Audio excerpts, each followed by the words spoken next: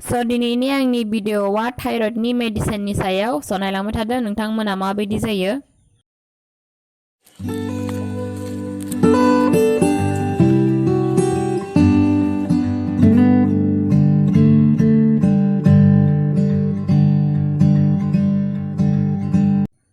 So फार्स्टआवनो हाइपारथायरयडिज्म जादोंब्लाथाय जोंनाव मेडिसिना गोबां फैयो बाट मोनसे मेडिसिना एसे कमनसिन बेनो जाहैबाय प्रफटाइल इउरिसिन बेखौहाय जुदि जोंनावहाय हाइपारथायरयडिज्म जादोंब्लाथाय जों बेखौ जानांगौ आरो बेखौ ओंखाम जाखांनायनि उनावबो जाजायो ओंखाम जायैनि सिगाङावबो आरो उनावबो जाजायो।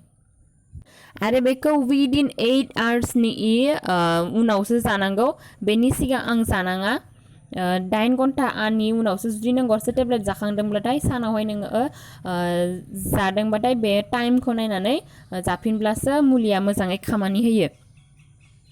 आरो हाइपारथायरयडिज्म जादोंब्लाथाय मेथेमाजल बेबो दंबावो बे टेब्लेटखौबो जायो डक्टरफ्रा प्रेसक्राइब खालामो। मेथेमाजल आरो प्रफटाइल इउरिसिल बे टेब्लेटखौ प्रेसक्राइब खालामो।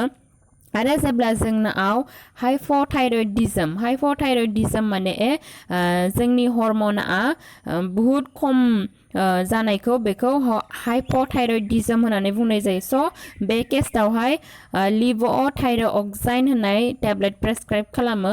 स बेबो बे लिभ'थायरक्साइन टेब्लेटआबो ओंखाम जाखांनायनि उनावबो जाजायो सिगाङावबो जाजायो बेखौबो 8-9 घन्टानि उनावसो जानांगौ माने करेक्ट टाइम माने 8 आवार्स थानानै जों बेखौ जानांगौ। जुदि नोङो टाइमिंखौ जुदि नों मोजाङै मेनटेन खालामनानै जायाखैब्लाथाय मुलिया मोजाङै खामानि होआ बेनिखायनो जोङो एनि टाइम टाइमिंखौ मेनेज खालामनानै मेडिसिनफोरखौ जोङो लानांगौ। स आङो थायरयडनि आङो सिगाङावनो भिडिअ होखांखाबाय स नोंथांमोना नायाखैबाथाय आं डिसक्रिप्शन बक्सआव होखागोन स नायबानो जाबाय मोर इनफरमेशननि थाखाय। That's all for today's videos. For more information please subscribe my channel and also press the bell icon, like, share and comments.